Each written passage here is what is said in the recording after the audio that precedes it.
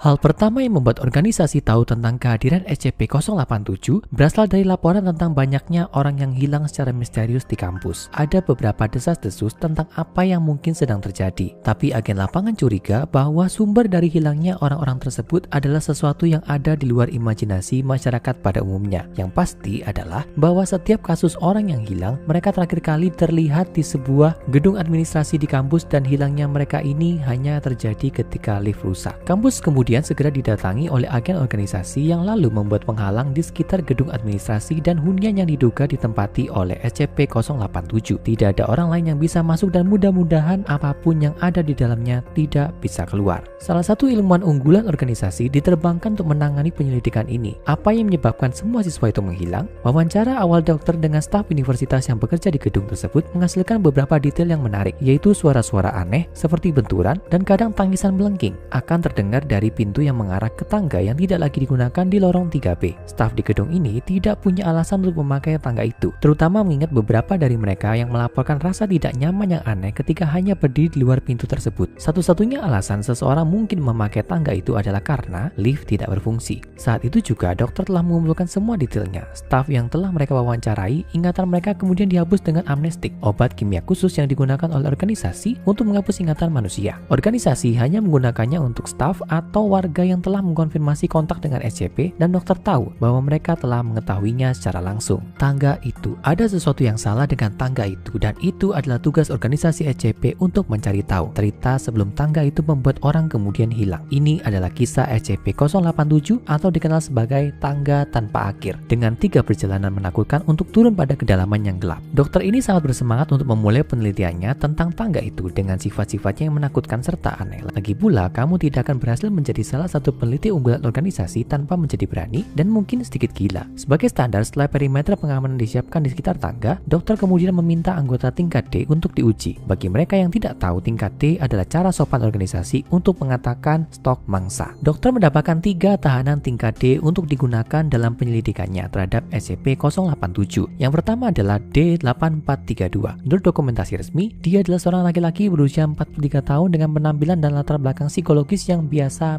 saja. Pria ini pernah bekerja untuk organisasi dengan posisi yang lebih baik, tapi dia diturunkan pangkat ke tingkat D karena kesalahan berbahayanya dalam menangani SCP-682 yang menyebabkan kematian beberapa agen lain. Sekarang sepertinya ini akan menjadi gilirannya. Dokter menjelaskan misinya kepadanya, jelajahi tangga, kumpulkan data, bantu kami menemukan dengan tepat apa yang kita hadapi di sini. Jika Anda kembali hidup, mungkin akan ada promosi jabatan untuk Anda. Dan dengan janji itu, D8432 diberikan beberapa perlengkapan, senter 75 watt dengan baterai yang mampu bertahan 24 jam, audio headset, dan perekam video yang dilengkapi dengan aliran transmisi. D8432 kemudian didorong ke pintu di lorong 3B dan menuju tangga itu. Menurut dokumen organisasi secara umum, untuk penjelasan tangga tersebut, SCP-087 adalah tangga tanpa penerangan. Tangga menurun dengan sudut 38 derajat sebanyak 13 anak tangga sebelum mencapai turunan setengah lingkaran dengan diameter sekitar 3 meter. Arah turunan itu berputar 180 derajat di setiap turunan. Desain SCP-087 membatasi subjek untuk jarak visual sekitar 1,5 turunan. Namun dalam benak D8432 tidak menyala, sepertinya bukan kata yang tepat. Dia lebih melihatnya sebagai kegelapan yang pekat. Meskipun membawa senter berdaya 75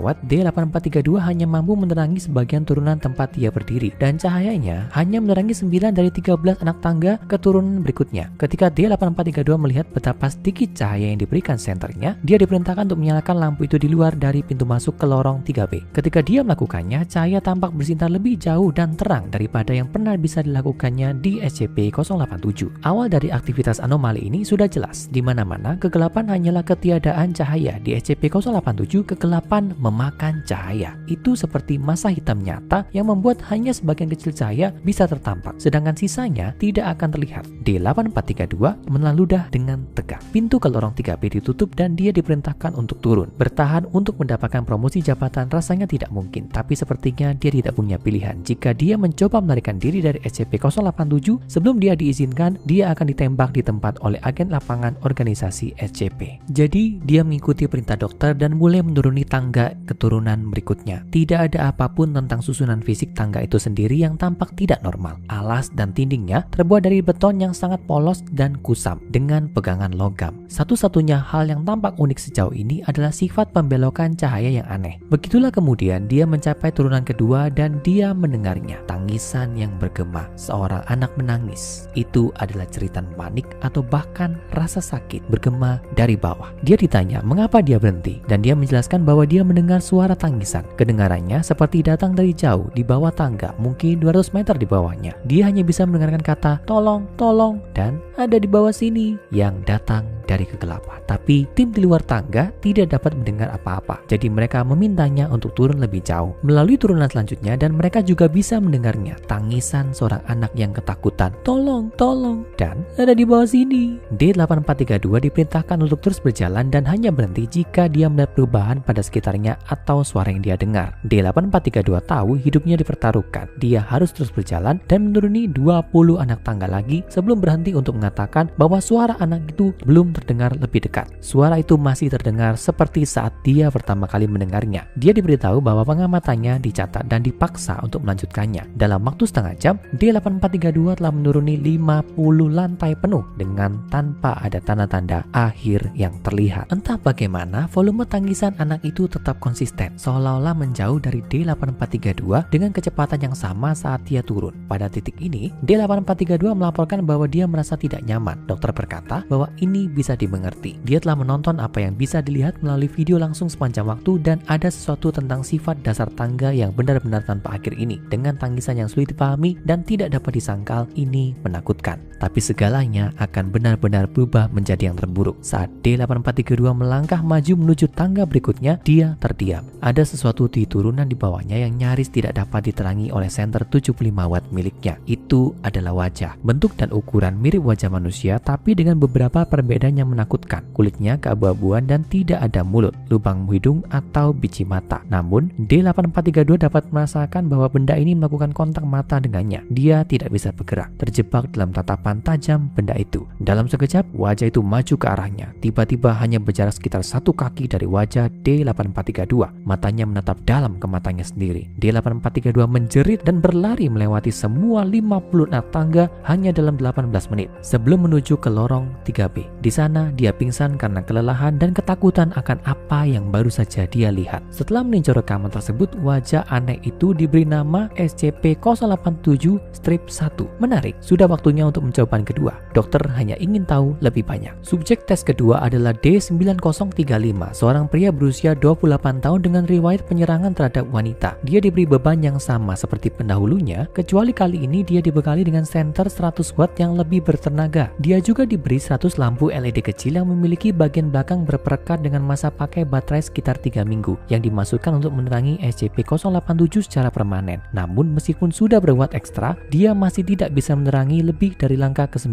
SCP-087 tidak akan mengizinkannya. Karena tidak tahu tentang kengerian yang mengintai di bawahnya, dia mengikuti perintah dokter dan mulai memasang LED ke setiap turunan yang dia lewati. LED selalu menerangi alas tangga, tapi lampu itu tidak bisa melewati langkah pertama di kedua sisi. Tangga-tangga itu sendiri akan tetap ada dalam kegelapan abadi. Setelah turunan kedua, D9035 mendengar tangisan yang sama yang didengar oleh D8432 dan merasa tidak nyaman. Sama seperti sebelumnya, saat D9035 turun, volume tangisan itu seperti tidak mendekat. Seolah-olah untuk setiap langkah turun, sumber tangisan itu juga turun, menjaga jarak konstan 200 meter. Tetap saja, dia diperintahkan untuk melanjutkan turunannya dan memasang LED bahkan saat paranoianya tumbuh. Ketika dia mencapai lantai 51-an, dia mengamati kerusakan pada dinding dan tangga. Beberapa bagian tampaknya telah hancur menjadi puing-puing karena kekuatan yang ekstrim. Saat dia menuruni anak tangga yang rusak, dia hanya merasakan ketakutan, kecemasan, dan ketakutannya bertambah. Dokter mencatat fakta bahwa SCP-087 tampaknya menimbulkan kecemasan dan teror pada penghuninya bahkan sebelum mereka menemukan SCP-087-1. Saat D9035 mencapai turunan ke-89, 350 meter penuh dari turunan awal, ia berhenti di jalurnya dan melihat sesuatu yang menatapnya dari turunan di bawah. Wajah kelabu yang sama mengerikan dengan mata putih yang mati itu. Dia diminta untuk tetap tenang dan mencoba untuk mendapatkan rekaman wajah secara lebih detail. Tapi wajah itu mengejarnya dan D9035 lari terbirit-birit. Dia menaiki tangga dengan kecepatan yang mengejutkan, bahkan pingsan karena kelelahan dan tidak bergerak selama 14 menit di tengah jalan. Ketika D9035 akhirnya mengumpulkan kekuatan untuk bangkit, dia bergegas kembali ke lorong 3B dan jatuh dalam kondisi katatonia. Dia tetap tidak responsif terhadap semua rangsangan eksternal sampai hari ini dan hanya hanya menatap ke kejauhan dengan ekspresi ketakutan hampir seperti saat dia ada di lorong. Dokter ingin melakukan satu tes lagi sebelum dia memerintahkan agar SCP-087 diasingkan dari dunia selama-lamanya. Dan ini adalah yang paling menakutkan dari semuanya. Subjek terakhir adalah D9884, seorang wanita berusia 23 tahun dengan riwayat depresi dan penggunaan kekerasan yang berlebihan. Dokter berharap D9884 akan melakukan perjalanan terjauh, dan karena itu dia memberinya persediaan tambahan berupa ransel berisi 3,75 liter air, 15 bar nutrisi, dan 1 selimut thermal. Saat D9884 memasuki SCP-087, semua lampu dari ekspedisi sebelumnya telah menghilang. Tetap saja, dia diperintahkan untuk masuk lebih dalam. Dia mendengar tangisan anak misterius itu jika itu bahkan bukan anak kecil. Dan dia diperintahkan untuk masuk lebih dalam. Pada pencapaian ke-496, bahkan ketika D9884 tampak mengalami teror mengerikan, sekali lagi dia diperintahkan untuk berjalan lebih dalam. Pada setiap saat itu, dokter berharap untuk bisa melihat lebih jelas wajah SCP-087-1. Dan ketika D9884 akhirnya menyerah dan melarikan diri kembali ke atas, dia melakukannya. Wajahnya muncul, tapi kali ini hanya beberapa inci di belakangnya, menatap langsung ke kamera dengan mata kosongnya. Bahkan mengejutkan veteran supranatural ini. Wajah yang muncul menyebabkan D9884 panik dan melarikan diri. Tapi alih-alih menaiki tangga ke tempat yang aman, dia malah menuruni tangga lebih dalam untuk mencoba menghindarinya. Lebih dalam dan lebih dalam dan lebih dalam sampai videonya terputus. Dan D9884 tidak pernah terlihat lagi. Setelah pengujian, SCP ini diklasifikasikan sebagai Euclid. Mungkin berbahaya, tapi setidaknya mudah untuk dikendalikan. Pintu ke lorong 3B diganti dengan pintu yang terbuat dari baja dengan kunci elektro. Pintu itu disamakan agar menyerupai lemari petugas kebersihan yang sama dengan bagian bangunan lainnya. Pintu itu tidak akan terbuka kecuali dengan pemakaian voltase listrik spesifik dan kuncinya diputar berlawanan dari arah jarum jam. Dan setelah insulasi busa diaplikasikan beberapa inci pada sisi dalam pintu, staf di gedung tidak pernah lagi melaporkan mendengar suara-suara aneh. Sedangkan nasib mereka yang tersesat di tangga turunan SCP-087 yang tanpa akhir ini mungkin tidak akan pernah diketahui. Tapi kita hanya bisa berasumsi bahwa itu tidak menyenangkan.